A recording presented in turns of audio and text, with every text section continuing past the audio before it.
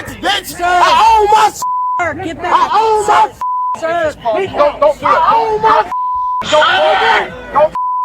He got you understand why we're out here? My guys aren't going to come. Forever 21. I didn't get down here. We can get out of here. Okay. And we might need an escort. We got a vehicle right over there. A Jeep with a dog in it. Hey, scary mother. It's not worth it. Sir, stop.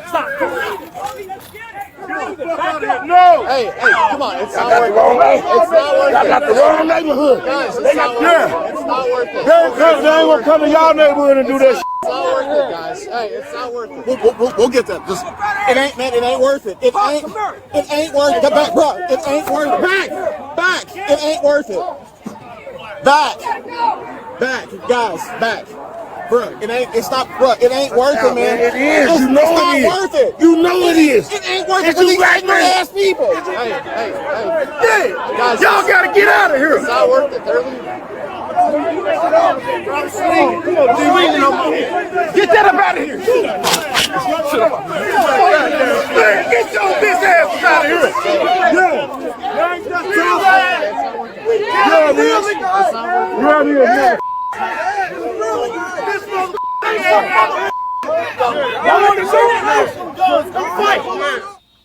I pay property taxes, bitch. I own my. All right, shalom. Giving our praises, our glory, and honor to Yahweh Ba'Shem Yahushai Ba'Shem Kakwadash. I want to give double honors to my apostles. I want to give double honors to my apostles and my elders at Great Millstone Ruel, and peace and salutations to all you Akim out there preaching this truth throughout the four corners of the earth with truth and sincerity in your hearts and for the love of the gospel. All right. I'm the brother Shamari coming to you from Great Millstone Branch, Gary, Indiana. All right, what another lesson. All right, and this lesson is going to be about the video you just witnessed. Is in Lincoln Heights, Ohio, the neo-Nazi group were protesting, and then a group of so-called black people, all right, walked up telling them to leave. And basically the video, the topic of the video that I'm doing is the tension is rising between Esau and Jacob, all right, which Jacob, his name was changed later to Israel, so the Israelites, all right, so-called Negroes, Latinos, and Native Americans, and then the Edomites are the so-called white people, all right. And this is going to do nothing but escalate via prophecy, all right, all through prophecy of Yahweh Ba'Shem Yahushai, all right. I want to right out the gate, I want to get Second Esdras, right? Second Esdras 16, the sedition of men. All right, I'm sorry, 15 and 14. Second Esdras 15 and 14. It says, "Woe to the world and them that dwell therein, for the sword and their destruction draweth nigh." All right, that word woe means destruction. To the world what? The world as we know it, this current system we're living in, the earth is going to be fine. All right. The earth is still going to remain when the Lord comes back. But the world, all right, this age, all right, this particular age that we're living in, as eon, all right, is going to be done away with. It's going to be a new age, an age of righteousness, all right, which dwelleth forever. It says, "In them that dwell therein," and everybody that's not everyone does not pledge their allegiance to Yahweh Ba'Shem Yahushai, all right, through faith and through works, is going to be what? Destroyed. Woe to the world and them that dwell therein. It says, "For the sword and their destruction draweth nigh, and one people shall stand up and fight against another with swords in their hands." All right, and this is a small, prelude to that. The video you just watched was a small prelude to that scripture. Second Esdras 15:15. All right, you can see the tension rising between, these different sects and these different groups. All right, the patriots versus the government. Just like the ones that are diehard patriots for the American Constitution, they're rising up against the government, man, and the Jews. All right, and the JWOs. Okay, verse 16 says, "For there shall be a sedition among men." All right, an uprising. Okay, there should be an uprising among men, and invading one another. They shall not regard their kings nor princes, and the course of their actions shall stand in their power. All right. So it says the word sedition means an uprising, man. All right, of the people. Okay, get out of there. An uprising of the people. and sedition among men. All right.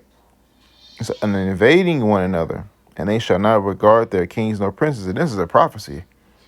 And this means on every scale, worldwide, man. Worldwide. And how do we know this? Because biblical prophecy. And then we can see it unfolding. We can see it unfolding right before our eyes. Verse it says, they shall not regard their kings nor princes. All right, so like who's the kings and princes in this modern time? All right, it's those that make the laws. All right, the president, the kings, the princes, the ones that his subjects, the ones that push the laws, the enforcers. It says, in the course of their actions shall stand in their power. So the course of the actions of the people is going to stand in their power, because it's going to be civil unrest. It's going to be total anarchy. A man shall desire to go into a city and shall not be able to. For because of their pride, the city shall be troubled. The houses shall be destroyed, and men shall be afraid. It says, a man shall have no pity upon his neighbor, but shall destroy their houses with the sword and spoil their goods because of the lack of bread for great tribulation. All right, and then also it's gonna trickle down from just Jacob and Esau fighting each other to Esau against Esau, Jake against Jake. Everyone who don't serve the Lord are going to be fighting each other. Why? Because of the lack of bread thereof. These are biblical prophecies, man. That's going to unfold, and we see nuggets of it coming to pass as we speak. We're going to get a precept to this. This is the book of 2nd Ezra 6:22. 2nd Ezra 6:22. And suddenly shall the sown places appear unsown. See, the sown places is what? The grocery stores, the convenience stores, the mini marts, places where you can go and get a quick fix of food or supplies. All right. A place where you can go and get a quick fix of food or supplies. All right. You go to Menards, the sown places, all the stocks and the shelves. And we can see the shelves being empty now. All right. But it's going to become a time where they're going to be completely empty. It says, suddenly shall the sown places appear unsown. The full storehouses shall suddenly be found empty. All right. The trumpet shall give a sound, which when every man hear it, they shall be suddenly afraid. At that time shall friends fight one against another like enemies. See? That's how we know it's going to be an uprising of the people, man. There's going to be no police outside to stop you, because what's going to happen is the economy is going to collapse. All right, scriptures talk about the grinding was going to be put to an end. The grinding is going to cease. All right. So when that happens, there's going to be no one going to work, because there's going to be no paychecks at the end of the week. So there's going to be no police on the streets. Shows you in that movie World War Z, where he shot the man with the rifle, and the police hit the corner, and he dropped the gun and put his hands up, and the police officer in uniform ran right past him and grabbed some baby formula and went on about his way. Showing you had a baby to feed. He got his own family to look after. It says, at that time shall friends fight one against another like enemies, and the earth shall stand in fear with those that dwell therein. The springs of the fountain shall stand still, and in 3 hours they shall not run. There's going to be no running water. There's going to be no heat. There's going to be no power. All right. It's going to be pitch black outside at night. You got to make a fire to keep warm. That's how it's going to be out here. Whosoever remaineth of all these that I have told thee shall escape and see my salvation in the end of your world. See, in the beginning it said that woe to the world and them that dwell therein. In the end of your world. See, this is the world. This is the destruction of this world and the ushering in of the next. All right. The ushering in of the next. Actually, let me get that. This is the book of 2nd Ezra 4 and I think it's 40.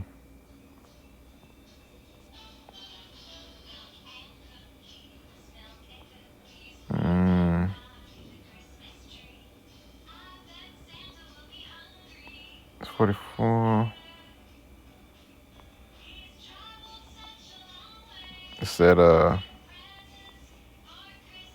nah. thinking of a scripture in my head, and I know it's for that which is sown cannot.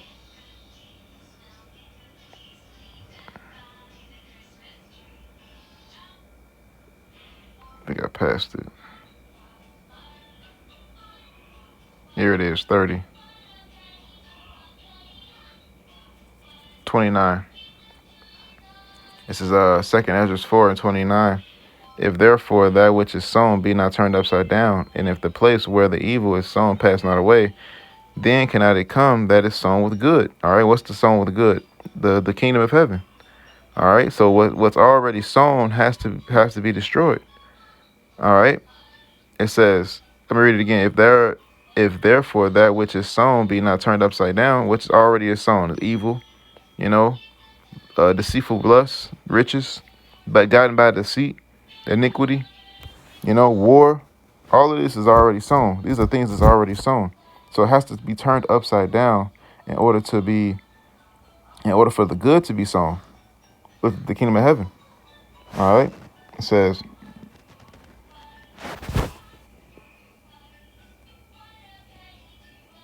and if the place where the evil is sown pass not away, then cannot it come that which is sown with good. For the grain of evil seed have been sown in the earth in the heart of Adam. Oh, that was the point. But that was the point. All right. I'm applying that to what we have going on now with these race wars and then the destruction of your world. All right, with the destruction of your world. But moving forward, I'm going to get Isaiah 19. Which is another prophecy. It's the book of Isaiah 19 and 1. The burden of Egypt, behold, the Lord rideth upon a swift cloud, and shall come into Egypt. See, this is Isaiah prophesying this, man. See, this already happened. All right, this already happened. When the Lord delivered the children of Israel out of Egypt, that was in the days of Moses. Now, fast forward, this is in the time of Isaiah, the prophet. So the Lord already wrote upon, he's talking about a future prophecy. Okay? So this Egypt that is speaking about is talking about America, a.k.a. Babylon the Great. All right? And we know that by Revelations, which is spiritually called Sodom, all right, in Egypt. I think that's Revelations 12 or 11. I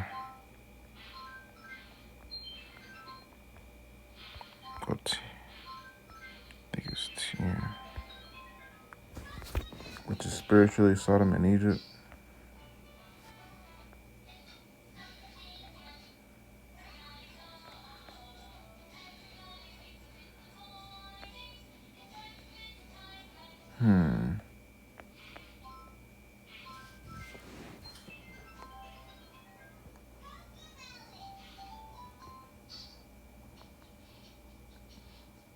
I think I spelled that wrong.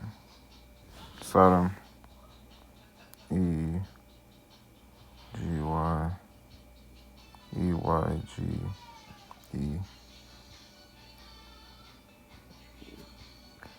E-G-Y. E-G-Y-P-T.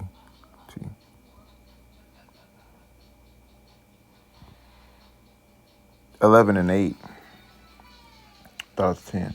All right, so this is the Revelations 11 and 8. It says, their dead bodies shall lie in the street of the great city, which spiritually is called Sodom and Egypt.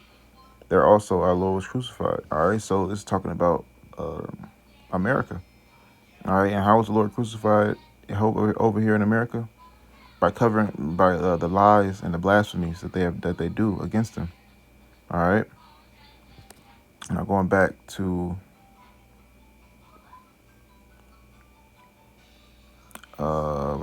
Isaiah 19 and 19. The burden of Egypt, behold, the Lord rideth upon a swift cloud, and shall come upon Egypt. And the idols of Egypt shall be moved at his presence, and the heart of Egypt shall melt in the midst of it.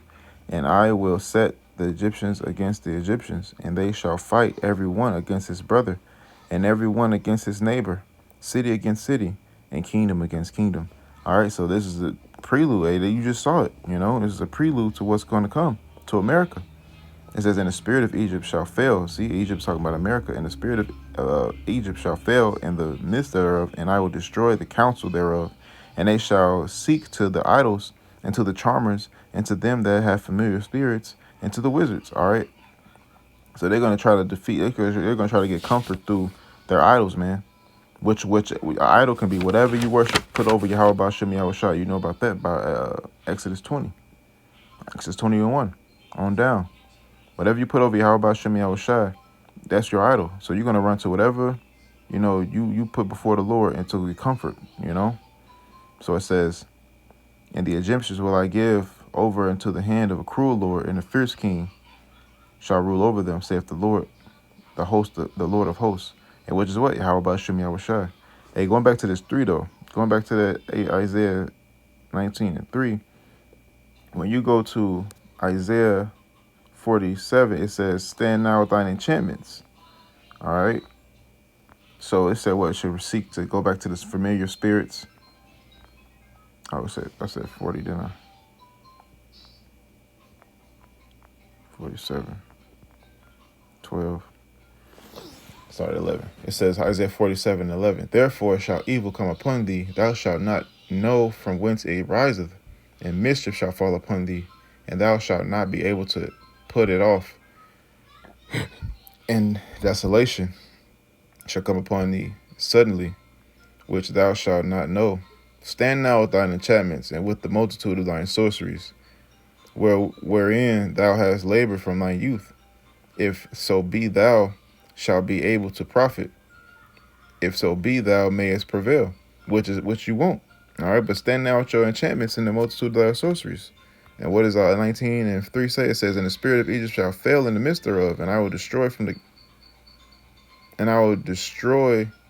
the counsel thereof, and they shall seek to the idols, and to the charmers, and to them that have familiar spirits, and to the wizards. See, the witchcraft.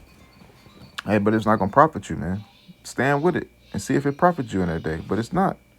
All right. I'm going to close up with this one. This is the book of Isaiah chapter 24 and 8. All right, number 5. It says, Isaiah 24 and 4. It says, the earth mourneth and fadeth away. The world languisheth and fadeth away. The haughty people of the earth do languish. All right, so, and who was the one that called the earth to be languish, man, to be weak? Under the rulers thereof, which is what? Those imposters, all right? Those JOOs. It says, in the earth also, those Edomites, Amalek, Idumi